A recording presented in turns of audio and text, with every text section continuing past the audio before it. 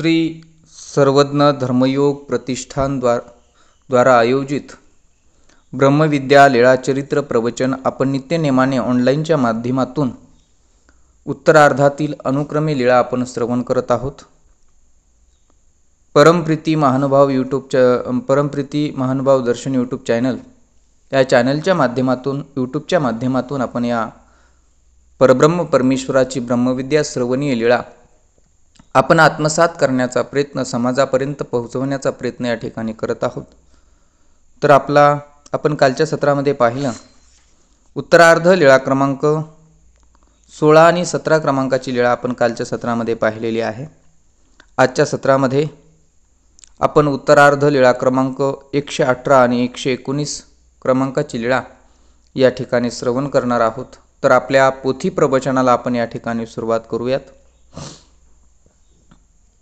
नमो चक्रधरा नमो योगेश्वरा, नमो चक्रधरा नमो योगेश्वरा, परज्ञानाचे करण्या मंथन अंतरात हो तुझेच चिंतन, परज्ञानाचे करण्या मंथन अंतरात हो तुझेच चिंतन, परमप्रीती या विघरा, परमप्रीती या विघरा, नमो चक्रधरा नमो योगेश्वरा, नमो चक्रधरा नमो योगेश्वरा, नमो चक्रधरा नमो योगेश्वरा। सर्वज्ञ श्री चक्रधर स्वामी की जय। उत्तरार्ध लीळा क्रमांक 118 या लीळेला आपण सुरुवात करूयात। दंडवत हो आऊ दुधा कवडे मागणे, आऊ दुधा कवडे मागणे। आऊसा सर्वज्ञ श्री चक्रधर प्रभू भगवंताकडे खाण्याकरता दूध लागत आहे आणि लागल्यामुळे भगवंताकडे दूध आणण्याकरता कवडे मागतात। कवडे म्हणजे पूर्वीच्या काळामध्ये ज्या कवड्या असतात, छत्रपती शिवाजी महाराजांच्या गळ्यामध्ये जी कवड्यांची माळ होती त्या कवड्या पूर्वीच्या काळामध्ये चलन होतं, म्हणजे आताचे द्रव्याप्रमाणे चलन होतं। आणि म्हणून औसा भगवंताकडे दूध आणण्याकरता कवडे मागतात। का मागतात, कशाबद्दल मागतात, सविस्तरपणे आपण पुढे लीळेमध्ये पाहूयात। कोण नेनो सनो झाला, कोणता तरी सण झालेला होता। चरित्रकार म्हणतात माहिती नाही, परंतु कोणता तरी सण झालेला होता। औसा मांडे भिक्षे आले होते, आणि औसांना भिक्षेला गेल्यानंतर भिक्षेमध्ये मांडे आलेले होते। आपण पाहतो मांडे म्हणजे कसं पातळ असा पोळीचाच तो प्रकार आहे, मोठा असतो परंतु त्याला खापरावरती भाजतात। ते मांडे औसांच्या भिक्षेमध्ये आलेले आहेत। आणि आलेले असताना मग ये रे दिसी आऊसी गोसाविया ते विनविले, जी जी स्वामी जगन्नाथा मांडे आले असती जी, तरी दुधा लागी कवडे द्यावे जी। पहा, औसा भिक्षेला गेल्या, भिक्षेमध्ये मांडे आले। मांडे आल्यानंतर ज्या दिवशी भिक्षा आणली त्या दिवशी तर त्यांनी भिक्षेमध्ये आलेले मांडे थोडे बहुत खाऊन घेतले, जेवण करून घेतलं, त्यासोबत काही आला असावं आणि म्हणून पहिल्या दिवशी त्यांनी जेवण केलं। परंतु भिक्षेमध्ये मांडे बरेच आले होते आणि दुसऱ्या दिवशीही ते मांडे भिक्षेतले मांडे आहेत उरलेले। मग त्या मांड्या समवेत खाण्याकरता काही एक नाही आहे। आणि म्हणून सर्वज्ञ श्री चक्रधर प्रभू भगवंताच्या ठिकाणी अनुसरलेल्या या औसा भगवंतांना म्हणतात, देवा मला भिक्षेमध्ये मांडे आलेले आहेत आणि या मांड्या समवेत खाण्याकरता मला काही एक नाही आहे आणि म्हणून दूध आणायचं आहे मला आणि दुधासाठी मला कवडे द्या ना. देवाकडे कवडे दुधाकरता औसा मागत होत्या. मा स्वामी जगन्नाथाचे नी प्रसादे चुळभळीत जेवीन. काय म्हणतात परत देवाला, देवा तुम्ही जर मला कवडे दिलात आणि मी दूध आणून सर्वज्ञ श्री चक्रधर स्वामी जगन्नाथाचा प्रसाद म्हणून मी मटकत आनंदाने जेवण करेल, असं भगवंताला औसा म्हणतात. आणि बाजूला शेजारी भट्टोबास बसलेले होते. हा सर्व वृत्तांत ऐकून भट्टोबास म्हणतात, तव भट्टोबासी म्हणितले. भट्टोबास म्हणतात, गोसावियाचे कवडे मागुनी दूध मांडे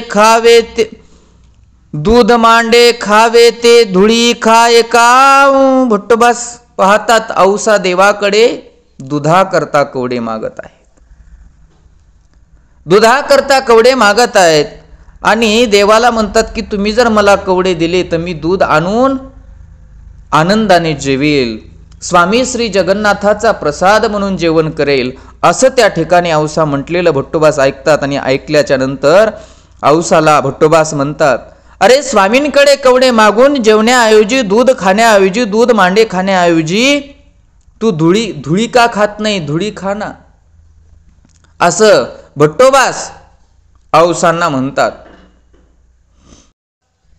असं भट्टोबास औसांना म्हणतात. उगास रे बा नागण्णा काईसिया आड येसी. धूळ खाय, स्वामींकडे कवडे मागून दूध मांडे खाण्याऐवजी धुळी खाय असं म्हटल्याच्या नंतर भट्टोबास औसा म्हणतात, उगास रे बा नागण्णा काईसिया आडेसी. अरे मी देवाला मागत आहे ना, तू का आडवं येत आहेस, तू गपची बस, असं भट्टोबासांना औसा म्हणतात. तुझं सुईन, जर देवाने मला जर कवडे दिले दूध आणण्याकरता तर मी तुला सुद्धा खाण्याकरता थोडंसं दूध देईन, असं भट्टोबासांना औसा म्हणतात. आम्ही स्वामी जगन्नाथाची दासुरवे की, आम्ही श्री स्वामी जगन्नाथाचे दासुरे की, स्वामी जगन्नाथा ते न मागो तरी कवना ते मागो. बरोबर आहे, औसांचं म्हणणंही बरोबर आहे, औसांचं म्हणणं सुद्धा बरोबर आहे. औसा म्हणतात, आम्ही स्वामी जगन्नाथाचे दासुरे म्हणजे आम्ही सर्वज्ञ श्री चक्रधर प्रभू भगवंताचे सेवक आहोत. आमचं सर्व काही त्या देवाला आम्ही अर्पण केलेलं आहे.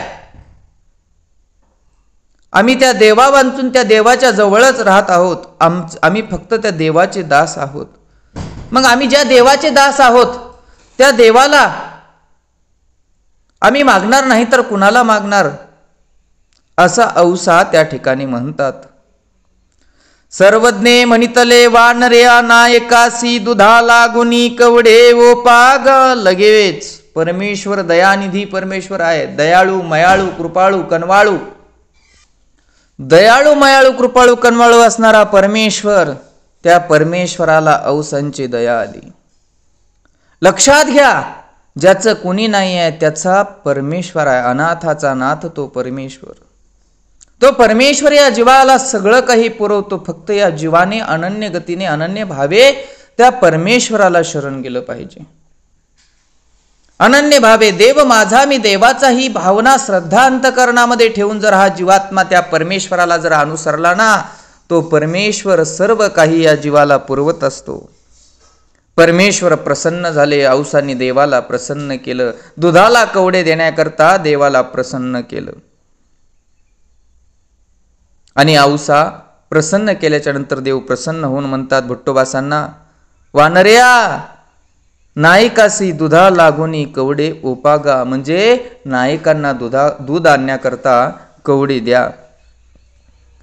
मग भट्टोबासी कवडे दिधले. आणि भट्टोबासांनी सुद्धा स्वामींच्या आज्ञेप्रमाणे औसांना कवडे दिले. आवसी दूध आणिले मग दूध मांडे जेविली अंक. आणि अशा पद्धतीने औसा जेव्हा कवडे दिल्याच्या नंतर जाऊन दूध घेऊन येतात आणि आनंदाने जेवण करतात. परमेश्वर प्रसन्न होतात. आम्हाला जे हवं ते परमेश्वर देतात, परंतु आमची श्रद्धा परमेश्वरावरती नाही आहे, म्हणून आम्हाला प्रसन्न होत नाहीत परमेश्वर.